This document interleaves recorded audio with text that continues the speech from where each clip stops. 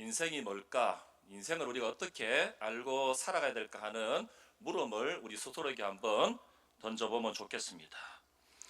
우리 사람들이 우리의 인생을 바로 알고 사는 데 있어서 가장 중요한 것 하나가 바로 뭐냐면은 우리 인생에 주어진 우리 인간, 우리 사람이 우리의 정체를 바로 알고 나아가는 것이 중요합니다. 여러분은 어디에서 왔고 지금 무엇을 하고 있고 나는 어디로 갈 것인가라고 하는 과거와 현재와 미래의 삶이 바로 우리들의 전생의 삶에 그대로 나타나고 있는 것입니다. 사람이 귀한 것을 알면은 인생을 귀하게 살 수 있을 것입니다. 여러분, 공기, 물, 햇볕, 여러 가지 하나님께서 만들어 놓으신 아름다운 동산에 있는 나무들, 먹거리들, 이런 것들이 귀하다고 생각한다면은 여러분 자체가 귀한 것입니다. 그러나 그것이 별로 귀하게 느끼지 못한다면은 그것 또한도 여러분의 인생을 잘못된 길로 가도록 만드는 것입니다. 사람이 무엇인가에 대해서 몇 가지 한번 살펴보겠습니다. 그러면 사람이라는 존재는 어떻게 우리가 구분할까? 크게 두 가지로 구분할 수 있는데, 첫째는 생물학적인 견해의 사람으로 구분할 수 있고, 두 번째는 종교적인 견해로서 사람을 구분할 수 있습니다. 먼저 생물학적인 견해를 살펴보면은, 생물학적인 견해로는 우리 사람들을 고등동물의 분류로 하고 있습니다. 고등동물. 쉽게 말하면은 네 다리가 있고 허파가 있고 이렇게 있는 그러한 분류에 있는 동물의 분류 속에 우리 인간들도 거기에 집어넣고 있다는 것입니다. 인간을 그 생리적인 구조에서 볼 때는 그 범위가 이렇게 된다는 것입니다. 팔다리가 있고 머리가 있고 또 여러 가지 오장육부가 있고 또 오감의 감각기관이 있고, 이렇게 보면은 우리가 흔히 볼 수 있는 소나 말이나 개나 돼지와 같은 그러한 고등동물의 그것과 별 차이가 없다라고 이야기할 것입니다. 그러나 우리 인간을 이러한 형태에 간주해버린다면은 기분이 별로 좋지 않겠지요. 아니, 나를 개와 돼지와 소나 말과 똑같은 동급으로 생각한다면 우리는 별로 기분이 좋지 않을 것입니다. 그러나 생물학적인 관점에서는 똑같다라고 이야기하는 겁니다. 어떻게요? 포유동물이라고 하는 관점에서는 똑같다라고 말씀을 할 수 있는 겁니다. 왜냐하면 인간의 존엄성과 인간의 자존심을 심히 상하게 하는 그러한 생각이기 때문에 우리가 수용하지 못하는 것이지 학문적으로는 똑같다라는 것입니다. 오래전에 뉴욕 대학교의 생화학 교수인 바이든 교수님이 이러한 실험을 하게 되었는데, 인간을 화학적으로 한번 분석해 봤다는 것입니다. 화학적으로 한번 분석해 봤는데 물질적인 가치를 한번 따져봤다는 것입니다. 도대체 사람의 값이 얼마나 나갈까?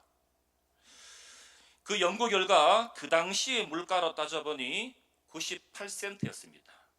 이것을 오늘날 현대에 있는 화폐 단위로 한번 따져보니 약 4달러 정도의 사람의 값어치가 4달러 정도밖에 되지 않는다는 것입니다. 그러면 우리나라 돈으로 한 얼마쯤 되겠습니까? 요즘 한 1,400원 정도 한다면은 5,000원 조금 넘겠죠. 그러니 저와 여러분은 지금 평균 체중, 평균 키, 평균의 근육을 갖고 있다면은 저와 여러분은 5,000원밖에 안 되는 그러한 2분의 연구 결과에 따진다면은 5,000원밖에 안 됩니다. 옆 사람 얼굴 보세요. 얼마나 보이십니까? 그런데 체중이 조금 많이 나가시는 분들은 한 10,000원 정도의 값어치가 있다라고 그렇게 말합니다. 저도 조금 많이 나가 있긴 해. 저는 한 7,000원 정도도 될 것 같아요. 이렇듯이 인간을 생물학적인 견해로 판단한 사람은 아무도 없을 것입니다. 우리를 어떻게, 근데 까마득한 옛날뿐만 아니라 산업혁명이 일어나고 링컨이 노예 해방을 하기 전까지만 해도 흑인들이나 노예들은 이렇게 너는 2달러, 너는 3달러 이렇게 그렇게 심지어는 했습니다. 우리도 마찬가지 아닙니까? 우리도 옛날에 조선시대 때에 각 집에 다 머슴들이 있고 다 종들이 있었는데 돈 주고 사오는 거 아닙니까? 그런 시절이 있었다는 것입니다. 반면에 종교적인 면에서 보면은 인간적으로 생물학적인 견해와는 근본적으로 차원을 달리합니다. 그 시작은 바로 종교에 따라 가지고 얼마간의 차이가 있는데 오늘 세 가지의 이제 종교를 통해서 간단하게 한번 생각해 보겠습니다. 많은 사람들이 유교라 하는데 여러분 어떻게 생각했지만은 저는 유교를 종교라고는 말하고 싶지 않습니다. 동의할 수가 없습니다. 유교는 유학이라고 하는 게 차라리 낫다고 생각합니다. 학문을 하는 것이고 공자나 맹자나 노자의 가르침을 따라가지고 어떻게 살 것인가 하는 것을 하는 것이 바로 유학이지, 그것이 우상화되어 가지고 지금 종교의 형태로 나타나는데 종교는 아니라는 것입니다.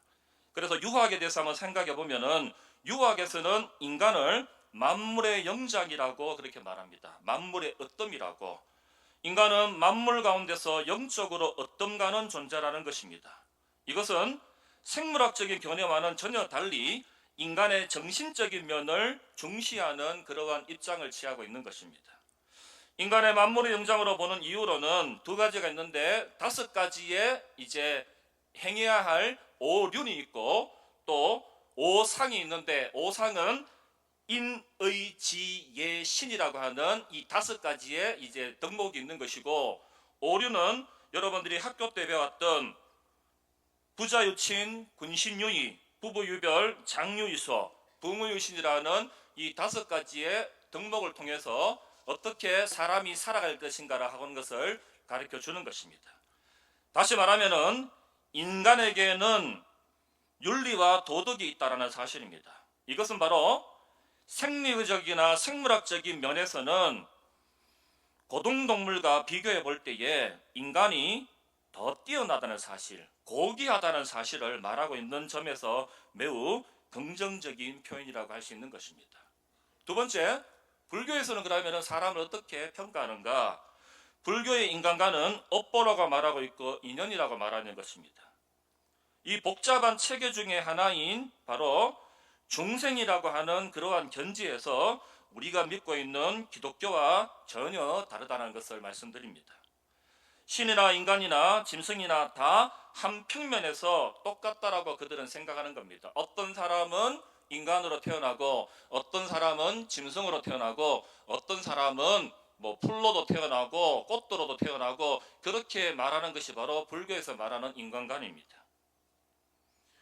오온이 한 곳으로 모이면은 인간이 되어가지고 나타났다가 오온이 헤어지게 되면은 그들은 죽음을 맞게 되는 것이고, 죽고 난 뒤에는 그들은 짐승으로 환생한다고 하는 것이 바로 불교에서 말하는 인간관입니다. 그렇다면은 우리 기독교에서는 그러면은 사람을 어떻게 평가할 것인가? 오늘 우리가 기독교에서는 인간은 오늘 본문에서 읽었던 것처럼 하나님의 창조에서 출발한다고 말씀을 드립니다. 사람은 하나님의 형상대로 창조되었다라고 성경은 분명하게 말하고 있는 것입니다. 하나님의 형상 따라 지음받은 존재라는 사실을 우리들에게 가르쳐주고 있습니다.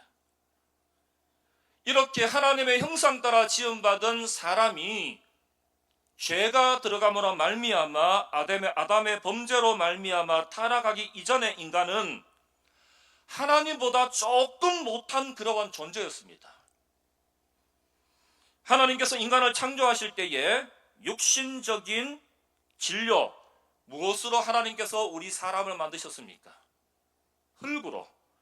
흙으로 사람을 창조하시고 난 뒤에 거기에다가 생기를 불어 넣으시니 사람이 영이 되어 가지고 이제 이 땅에서 살아갈 수 있는 그러한 특권을 우리들에게 허락하셨다는 사실입니다. 여기서 인간에게는 육과 영의 2가지 요소가 있다라는 것을 볼 수 있습니다. 저와 여러분에게는 육과 영이 분명히 있습니다. 그러나 다른 피조 세계에서는 영은 없습니다. 여러분의 집에 있는 강아지가 영이 있습니까? 아니라는 것이죠. 여러분이 키우고 있는 꽃들, 이 꽃들이 과연 영이 있겠습니까? 아니라는 겁니다. 누구에게? 우리 사람에게만은 영적인 존재가 포함되어 있는 것입니다. 이 둘 중에서 더 본질적인 것은 하나님의 속성인 바로 영이라는 것입니다.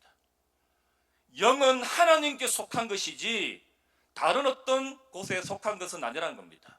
그것이 바로 하나님에게 속한 것이 바로 오늘 우리들에게까지 그대로 내려와 가지고 하나님과 동행하면서 하나님과 밀접한 관계를 맺으면서 살아가라라고 우리들에게 가르쳐주고 있는 것입니다. 하나님께서 이렇게 창조하신 우리들에게 이 세상의 만물을 다스릴 권한을 주셨는데 그 권한이 바로 무엇이냐면은 청지기적인 사명을 우리들에게 허락하셨습니다. 영원한 내 것이 아니라 내가 살아가는 동안에 내가 잘 관리하고 잘 다스려서 다음 세대에 물려줄 수 있는 그러한 권한을 우리들에게 주신 것이지 내 마음대로 쓰고 내 마음대로 파기하고 내 멋대로 하라고 주신 것이 아니라는 겁니다.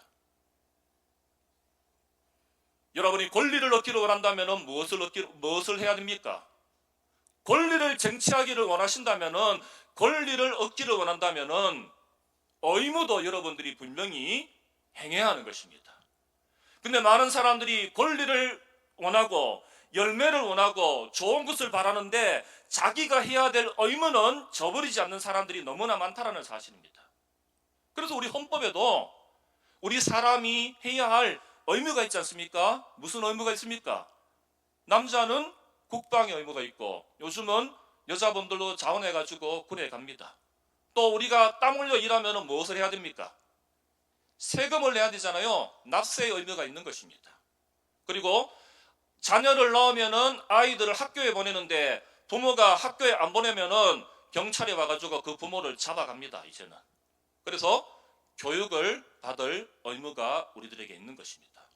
이렇듯이 우리들에게 다양한 의무가 있듯이 하나님께서는 우리들에게 이러한 의무를 잘 감당하는 것은 바로 아까 앞에서 말씀드린 것처럼 청지기적인 사명을 감당해야 할 그 사명을 우리들에게 주셨습니다.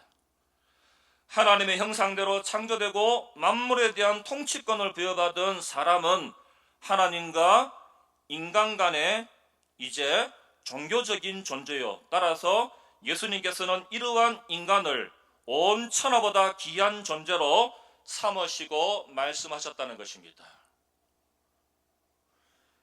우리를 부르신 목적은 바로 뭐냐면은 온 천하보다 귀한 존재를 예수님께로 인도하는데 우리가 사용되어라고 하나님께서는 저들을 만드셨다는 사실입니다.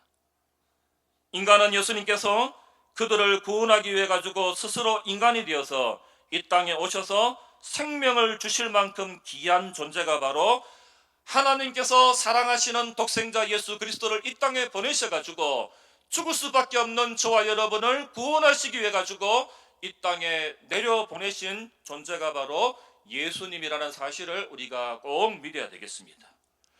이러한 기독교적인 인간과는 일반 도덕적인 삶의 속에서는 유교와 별 차이가 없다라는 것을 볼 수 있습니다.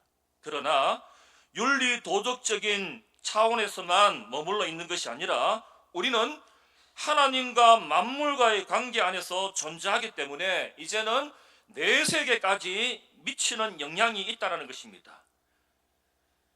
그래서 우리는 이 땅에서의 삶도 중요하지만은 이 땅의 삶을 우리가 마감하고 난 뒤에 우리는 하늘나라라는 소망을 두고 있다는 사실도 우리는 잊어서는 안 됩니다. 유학이나 불교나 타 종교에서는 하늘나라라는 것을 그들은 가지고 있지 않는 것입니다.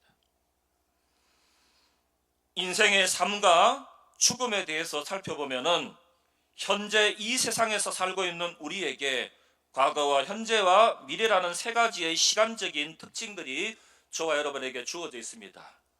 일반적인 견해에서는 과거와 현재와 미래를 어떻게 구분하냐면은 일반적인 면에서는 인간은 누구나 과거에 만날 수 없었다라고 말합니다. 우리는 누구나 현재에서 안 살 수 없다라고 말합니다. 우리는 누구나 미래에 안 죽을 수 없다라고 하는 것이 바로 일반적으로 생각하는 과거, 현재, 미래에 우리들이 주어진 삶의 견해입니다. 그러나 기독교적인 관점에서 봤을 때의 과거, 현재, 미래는 그리스도인은 과거에 하나님의 뜻 안에서 출생되었다는 것입니다. 저와 여러분은 하나님의 뜻이 계셨기 때문에 이 땅에 지금 우리가 태어나서 우리가 살고 있는 것입니다. 그리고 그리스도인은 현재의 삶에 있어서 하나님을 위해서 적극적인 삶을 살고 있는 것입니다. 우리가 존재하는 목적은 하나님을 영화롭게 하기 위해서, 그분을 기쁘시게 하기 위해 가지고 우리는 적극적인 삶을 살아가야 하는 것입니다. 그리고 그리스도인은 미래에 죽지 아니하고 예수님께서 천군천사 나팔 불 때에 우리 모두는 다 부활한다는 사실을 우리는 믿어야 되겠습니다. 하나님은 인생들에게 사명을 주셨습니다. 이 사명을 한 단어로 말한다면 삶이라는 단어가 들어갑니다. 삶이라는 단어를 분석해 보면 사람이라는 뜻이 담겨 있습니다. 그러면 사람에게는 세 가지가 있는데 생명이 있고 생존이 있고 생활이 있습니다. 생명은 생물이 가지는 본질적인 요소입니다. 살아있다라고 하는 사실. 그러면 인간이 살아있는 것을 보이는 방법은 무엇입니까? 생존하는 것입니다. 존재입니다. 언제까지요? 하나님 부르시는 그날까지 우리는 살아있는 그 기간을 생존의 기간이라고 말씀을 드립니다. 그러면 생존의 기간 동안에 우리는 생활하는데 어떻게 생활해야 되겠습니까?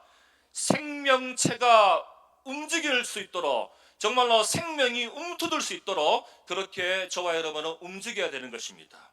그리고 우리에게 주어졌는데 무엇을 하나님께서 우리들에게 주셨다면 사명을 허락하셨는데, 그 사명을 한 단어로 말씀드리면 일이라고 말합니다. 어떻게 보면 여러분에게 일터를 허락하셨고, 우리 젊은 친구들에게는 학교라고 하는 그 학업의 자리에 있게 하셨고, 우리 노년들에게는 이제 현역에서 은퇴했다라 가지고 내 일감이 없어지는 것이 아니라 믿는 자라면은 기도하는 일, 하나님 말씀 보고 살아가는 그 일을 우리들에게 주셨다는 것입니다. 그래서 단순한 것이 아니라 하나님의 뜻을 동반하는 가치와 보람을 느끼는 일이 바로 저와 여러분에게 주셨던 사명이고 일입니다. 이 일이 가장 기본적으로는 여러분의 가정에서부터 그 사명을 감당하십시오.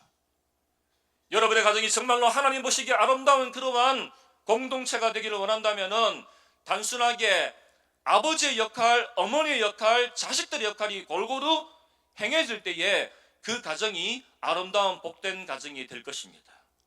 사회와 국가나 우리 마을 공동체도 마찬가지입니다.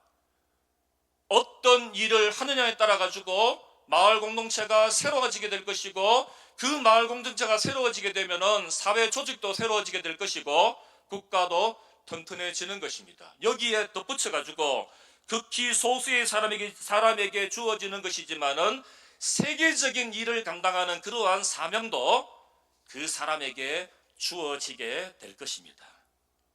우리가 꼭 기억해야 될 것은, 많은 사람들이 사람들을 평가하거나 인생의 성공 여부를 말할 때에 그 사람의 재산이나 지위와 명예를 가지고 기준을 삼는다는 사실입니다. 이거는 세상 사람들의 기준입니다. 그러나 그 기준으로 가지고 우리 각자의 인생을 평가할 수는 없는 것입니다.